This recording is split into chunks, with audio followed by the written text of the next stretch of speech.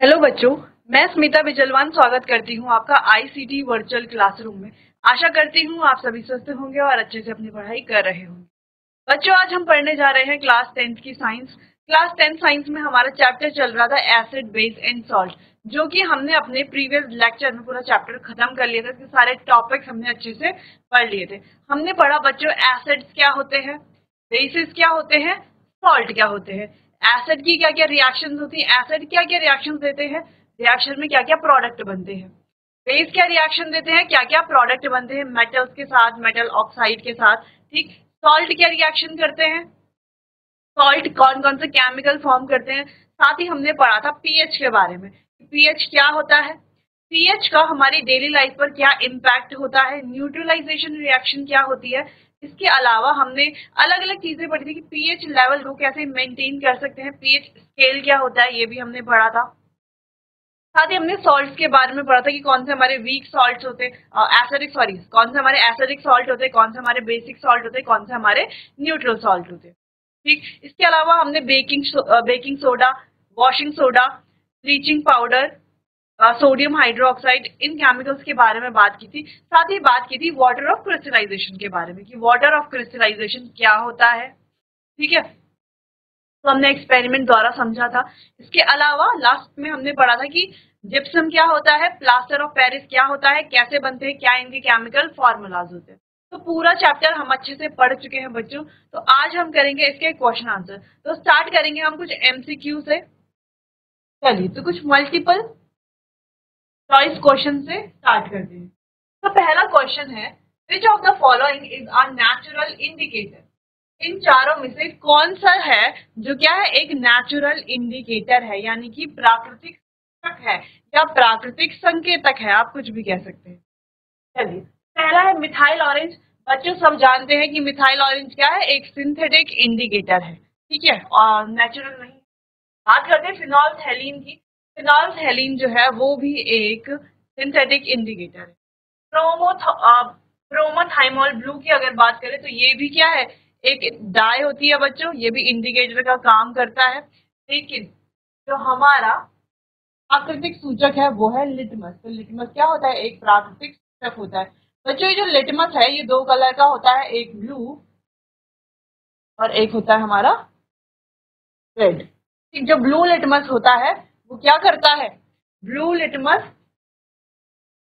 Base के साथ acid के साथ मिलकर के लाल हो जाता है और बेस के साथ ब्लू ही रहता है। जबकि रेड लिटमस एसिड के साथ रेड ही रहता है लेकिन बेस के साथ मिलकर के क्या हो जाता है, ब्लू हो जाता है।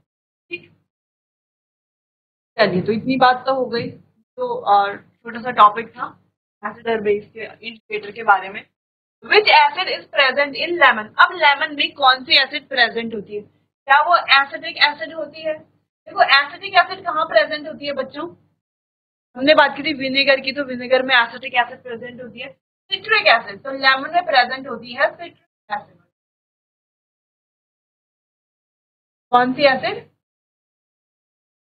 सिट्रिक एसिड प्रेजेंट होती है लेमन में।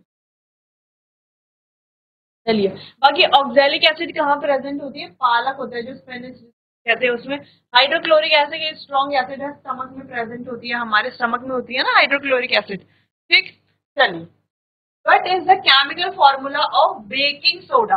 अब बेकिंग सोडा का केमिकल फॉर्मूला क्या है, क्या वो Na2CO3 है या NaHCO3, ऐसे लिखेंगे बच्चों,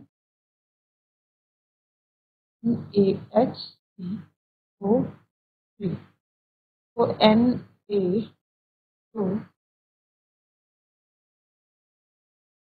NaO लास्ट में होगा सोडियम हाइड्रोक्साइड। देखो ये तो इसका आंसर बिल्कुल नहीं है, तो सोडियम हाइड्रोक्साइड एक बेस है। बात करते हैं कैल्शियम कार्बोनेट की, ये भी नहीं है। सोडियम कार्बोनेट ये भी नहीं है। सोडियम बाइकार्बोनेट, यानी कि बेकिंग सोडा क्या होता है, NaHCO3, ये हमारा क्या होता है, बेकिंग सोडा होता है। ठीक, चलिए, अब बच्चों तीनों क्वेश्चन आपको नोट कर लेने हैं।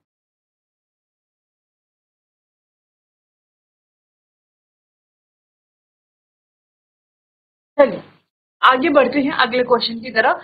Which base is present in soap, यानी कि सोप में कौन सा बेस प्रेजेंट होता है। चलिए, क्या वो सोडियम हाइड्रोक्साइड है या अमोनियम हाइड्रोक्साइड है, कैल्शियम हाइड्रोक्साइड है या मैग्नीशियम हाइड्रोक्साइड है? बच्चों हम कई बार डिस्कस कर चुके थे चैप्टर में कि सोडियम हाइड्रोक्साइड क्या होता है हमारा, किसमें प्रेजेंट होता है, सोप्स में प्रेजेंट होता है। ठीक, चलिए अगला क्वेश्चन है, which of the following is used to treat acidity? Acidity यानी कि एसिडिटी का इलाज में से क्या उपयोग किया जाता है एसिडिटी यानी कि अम्लता के इलाज में?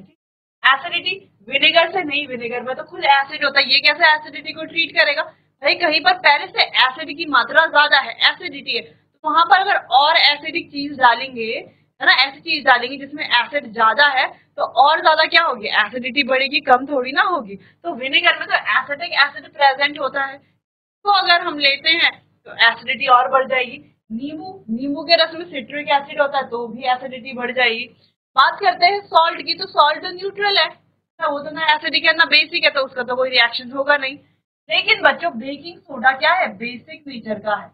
ये कैसा नेचर का है, बेसिक नेचर का है। तब एसिड के साथ ये NaOH जो कि क्या है, एक बेस है, वो मिलेगा तो क्या बनेगा, एसिड और बेस मिलेंगे तो क्या होगा, न्यूट्रलाइजेशन।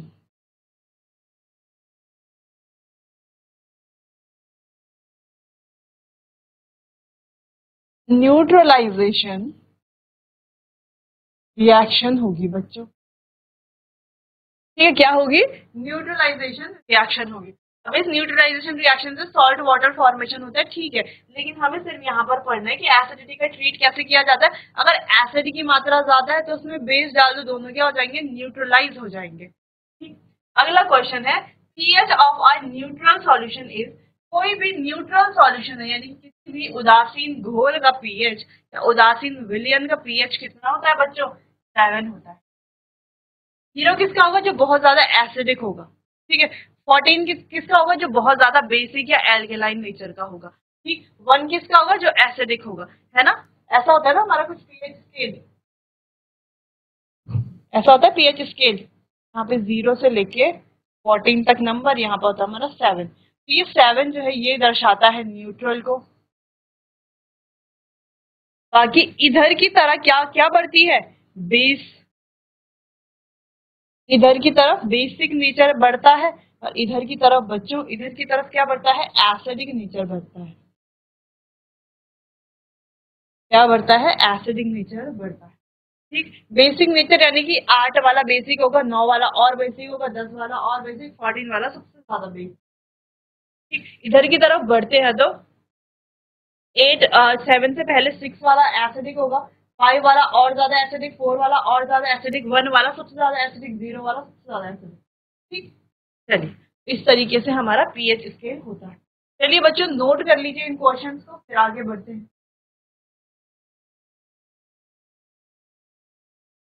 चलिए अगले क्वेश्चंस की तरफ बढ़ते हैं। अगला है, which gas is release when acid react with metal, यानी कि जब कोई एसिड मेटल के साथ रिएक्ट करता है तो कौन सी गैस निकलती है बच्चों, ये होती है हमारी हाइड्रोजन गैस। ठीक है, जब कोई एसिड किसी मेटल के साथ रिएक्शन निकलती है, H2 गैस निकलती है।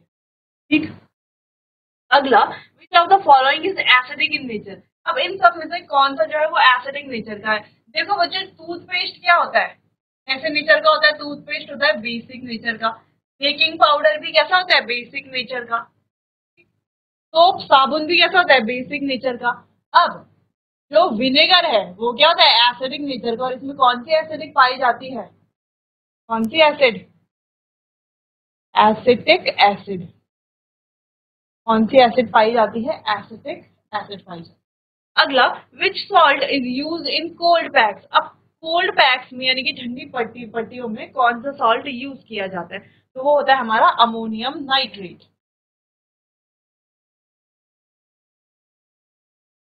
चलिए ये थे हमारे नेक्स्ट क्वेश्चंस, अब इनको बच्चों नोट कर लीजिए, फिर आगे बढ़ते हैं। चलिए, तो यहाँ पर बच्चों ने कोल्ड पैक की बात की थी, अगर हम बात करें हॉट पैक की, तो उसमें क्या यूज होता है, उसमें कौन सा केमिकल होता है, उसमें कौन सा केमिकल होता है, उसमें होता है कैल्शियम क्लोराइड या मैग्नीशियम सल्फेट। ठीक, अभी कोल्ड पैक हॉट पैक क्या होता है आपको पता होगा, इस तरीके के पैक ये होते हैं ना, ऐसे शेप में या कोई से भी शेप में हो सकते हैं, ठीक है। लेकिन क्या करते हैं, जैसे कहीं पर चोट लग गई तो डॉक्टर कहते हैं ना कि क्या करना है, बर्फ से सेकाई करनी। तो ये जो कोल्ड पैक्स होते हैं ये ठंडे होते हैं, इनसे हम वहां पर जो भी एरिया है, अफेक्टेड एरिया है, वहां पर क्या कर सकते हैं, सिकाई कर सकते हैं। ठीक, इसके अलावा जो हॉट पैक्स होते हैं वो भी इसी प्रकार से उपयोग किए जाते हैं। और भी इनकी बहुत सारे यूजेस हो सकते हैं, जैसे दवाइयों को अगर हम ट्रैवल कर रहे हैं कहीं पर तो दवाइयां हमें ले जानी है, तो कुछ दवाइयां होती हैं तो डॉक्टर कहते हैं फ्रिज में ही रखो, ये ठंडे में ही आपको रखना है। तो अगर हम ट्रैवल करेंगे तो कैसे ले जाएंगे, तो ये जो कोल्ड पैक्स होते हैं इनके साथ हम दवाई को रख करके ट्रैवल कर रहे हैं तो ले जा सकते हैं। तो ये कोल्ड पैक्स जो है कई चीजों में उपयोग होते हैं। बेसिकली जो सॉल्ट यूज होता है वो कौन सा होता है, अमोनियम नाइट्रेट। इसी तरह जो हॉट पैक्स होते हैं, कोल्ड पैक की जगह जो हॉट पैक्स होते हैं उनमें क्या होता है, मैग्नीशियम सल्फेट होता है, ठीक है, या कैल्शियम क्लोराइड। तो अब आगे बढ़ते हैं अगले क्वेश्चन की तरफ। What is the nature of lime water. अभी जो लाइम वाटर है इसका नेचर कैसा है, ठीक है, यानी कि जो लाइम वाटर है इसका नेचर बच्चों बेसिक होता है, ये न्यूट्रल तो नहीं है, ये एसिडिक भी नहीं है, ये होता है basic nature. Which acid is found in stomach. अब स्टमक में कौन सा एसिड, यानी कि पेट में कौन सा एसिड पाया जाता है, तो ये हमने पीछे वाले क्वेश्चन में भी डिस्कस किया था कि हाइड्रोक्लोरिक एसिड, हाइड्रोक्लोरिक अम्ल जिसे कहा जाता है, और बच्चों इसका जो फॉर्मूला होता है वो होता है HCl। बाकी सल्फ्यूरिक, नाइट्रिक, एसिडिक एसिड, इन ये अलग अलग एसिड्स हैं, ठीक। चलिए, common salt is obtain from which substance. अब कॉमन सॉल्ट जो है वो हमें कैसे मिलता है बच्चों, कौन से सब्सटेंस से मिलता है, ब्राइन से मिलता है, यानी कि खारे पानी से मिलता है। ब्राइन हमने पढ़ा था बच्चों, ब्राइन क्या होता है, सॉल्ट और वाटर का जो सॉल्यूशन होता है ना, एक्वस सॉल्यूशन होता है सॉल्ट और वाटर का, उसे क्या कहा जाता है, ब्राइन कहा जाता है। ब्राइन से हम सॉल्ट ऑब्टेन कर सकते हैं इवेपोरेशन की टेक्निक से, या हीट करके। अब लाइमस्टोन नहीं, लाइमस्टोन से नहीं, सैंड से नहीं, सल्फर से नहीं, आंसर है इसका ब्राइन। ब्राइन के बारे में हमने डिस्कस किया है कई बार चैप्टर में। चलिए, तो ये क्वेश्चंस आप नोट कर लीजिए, फिर आगे बढ़ते।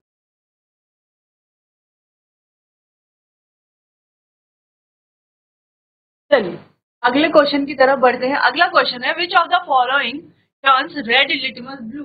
कौन है जो रेड लिटमस को ब्लू में चेंज करता है, कोई बेसिक सॉल्यूशन ही होगा जो रेड लिटमस को ब्लू में चेंज करेगा, है ना। रेड लिटमस से ब्लू में चेंज कैसे होगा, कोई बेसिक सॉल्यूशन ही होगा, ठीक। चलिए, तो इनमें से विनेगर तो एक एसिडिक सॉल्यूशन है क्योंकि इसमें एसिडिक एसिड होती है। लेमन जूस जो है बच्चों इसमें सिट्रिक एसिड होती है, तो ये भी एक एसिडिक है। ऑरेंज जूस में भी सिट्रिक एसिड होती है, तो ये भी क्या है, एसिडिक है। लेकिन सोप सॉल्यूशन, सोप हमें पता है कैसे बनता है, बेस से मिलकर। कौन से बेस से, सोडियम हाइड्रोक्साइड। कौन से बेस से, NaOH। सोडियम हाइड्रोक्साइड से मिलकर के क्या बनता है, सोप सॉल्यूशन बनता है, जो कि क्या है, एक बेस है सोडियम हाइड्रोक्साइड। तो सोप सॉल्यूशन भी क्या हो गया, बेसिक नेचर का हो गया, ठीक है, यानी कि क्षारीय प्रकृति का हो गया, ठीक। चलिए अगला क्वेश्चन है, which is not a salt. इन सब में से कौन सा है जो एक सॉल्ट नहीं है। बच्चों देखो, HCl हमारा क्या है, हाइड्रोक्लोरिक एसिड, क्या है, एक अम्ल है, एसिड है, तो ये एक सॉल्ट नहीं है। अगला क्वेश्चन है, which of the following is a strong base. अच्छा, इन सब बेस में से सबसे ज्यादा स्ट्रॉन्ग बेस कौन सा। देखो बच्चों, ammonium hydroxide, calcium hydroxide, magnesium hydroxide, ये सारे ही बेस तो है, लेकिन कैसे बेस है, वीक बेस है, ठीक। तो स्ट्रॉन्ग बेस कौन सा है, सोडियम हाइड्रोक्साइड एक स्ट्रॉन्ग बेस है। स्ट्रॉन्ग बेस कौन से होते हैं बच्चों, जो ज्यादा H positive OH negative ion क्या करते हैं, प्रोड्यूस करते हैं। जो कम OH नेगेटिव आयन प्रोड्यूस करते हैं वो हमारे वीक बेस होते हैं, जो ज्यादा OH नेगेटिव आयन प्रोड्यूस करते हैं वो हमारे स्ट्रॉन्ग बेस। वैसे ही सेम एसिड के केस में भी होता है, जो ज्यादा H पॉजिटिव आयन प्रोड्यूस करते हैं वो हमारे acidic weak acid strong acids होते हैं। जो कम H पॉजिटिव आयन प्रोड्यूस करते हैं वो हमारे वीक एसिड होते हैं, ठीक। चलिए बच्चों, तो नोट कर लीजिए इन क्वेश्चंस को, फिर आगे बढ़ते हैं। चलिए अगले क्वेश्चन की तरफ बढ़ते हैं। Which salt is use in making salt soap, यानी कि सोप बनाने के कौन सा सॉल्ट यूज किया जाता है, वो है सोडियम कार्बोनेट। अगले क्वेश्चन की तरफ बढ़ते हैं। Which acid is found in tamarind. Tamarind में बच्चों टार्टरिक एसिड पाया जाता है, एसिटिक एसिड। विनेगर में formic acid, formic acid methanoic acid भी कहा जाता है। तो ये कई चीजों में, जैसे चींटी के डंक में। इसके अलावा निटेल लीफ, निटेल प्लांट के बारे में हमने पढ़ा था बच्चों, तो उसमें भी क्या होता है, फॉर्मिक एसिड होता है। बात करते हैं सिट्रिक एसिड की, तो बहुत सारे जो सिट्रस फ्रूट होते हैं, खट्टे फल होते हैं, उनमें सिट्रिक एसिड पाया जाता है। बात करते हैं what is the pH of gastric juices. जो भी हमारे क्या होते हैं, जठर रस होते हैं, गैस्ट्रिक जूसेस होते हैं, उनका पीएच क्या होता है बच्चों? लगभग 2 के बराबर, अराउंड 2। उनका पीएच होता है अराउंड, यानी कि क्या पता चलता है इससे, इनका नेचर क्या है, एसिडिक नेचर के लिए। अगले क्वेश्चंस की तरफ बढ़ते हैं। Which base is used to neutralise these things. These thing के न्यूट्रलाइज करने के लिए कौन सा बेस हम उपयोग करते हैं, कौन से बेस का इस्तेमाल करते हैं? तो बच्चों बाकी यहाँ पर बेस का एग्जांपल तो एक ही है, बेकिंग सोडा। बाकी कोई एसिड है, कोई सॉल्ट है, ठीक है, HCl जैसे कि आप देख पा रहे हो, ये एक एसिड है। सोडियम क्लोराइड आप देख पा रहे हो, NaCl, जो कि एक क्या है, सॉल्ट है। ठीक, चलिए, तो बेकिंग सोडा एक बेस है। जब चींटी कहीं पर काट लेती है तो क्या इंजेक्ट करती है, या मधुमक्खी अगर कहीं पर काट लेती है तो क्या इंजेक्ट करती है बच्चों? मेथनोइक एसिड, या हम उसे क्या कहते हैं, फॉर्मिक एसिड कहते हैं। तो वो हमारे बॉडी पार्ट पर, या जहां पर भी वो क्या करती है, डंक मार के वहां पर क्या कर लेती है, मेथनोइक एसिड या फॉर्मिक एसिड हम कह सकते हैं, वो इंजेक्ट करती है। तो एसिड को, उसके कारण क्या होता है, हमें बहुत ज्यादा पेन होता है, ठीक है, इचिंग होती है, अनईजी सा फील होता है, जिससे कि हम क्या करते हैं, यहाँ पर कोई बेस अगर हम यहाँ पर लगा दें तो वो एसिड के इफेक्ट को क्या कर देगा, न्यूट्रलाइज कर देगा। तो बेस यानी कि बेकिंग सोडा का उपयोग हम यहाँ पर करते हैं। चलिए, a substance which changes colour in acidic और बेसिक सॉल्यूशन इज कॉल्ड, यानी कि वो पदार्थ जो एसिडिक सॉल्यूशन में, यानी कि एसिडिक विलयन में और बेसिक विलयन में, दोनों में ही क्या करता है, कलर चेंज करता है, उसे क्या कहा जाता है, इंडिकेटर, यानी कि सूचक कहा जाता है। बेस नहीं कहा जाता, एसिड नहीं कहा जाता, सॉल्ट नहीं कहा जाता, क्योंकि यहाँ अलग अलग चीजें हैं। लेकिन इंडिकेटर यानी कि सूचक, जो हमें अम्ल या क्षारीय घोल के बारे में बताता है। और ये बेसिकली ये इंडिकेटर क्या बताता क्या है, हमें जो भी हमारा सॉल्यूशन है उसके नेचर के बारे में बताता है, ठीक है, नेचर ऑफ सब्सटेंस या सॉल्यूशन, जो भी बोले।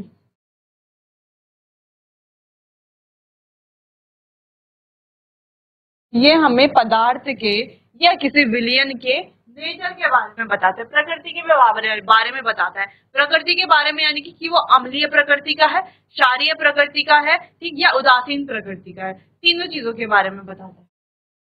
चलिए, अब ये इंडिकेटर हमारे दो तरह के होते हैं बच्चों।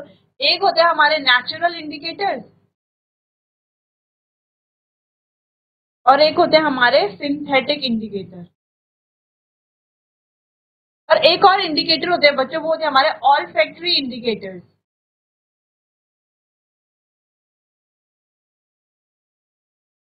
एक और होते हैं हमारे, क्या होते हैं, ऑल्फैक्टरी इंडिकेटर्स। ठीक, चलिए, तो नोट कर लीजिए इन क्वेश्चंस को, फिर आगे बढ़ते हैं बच्चों।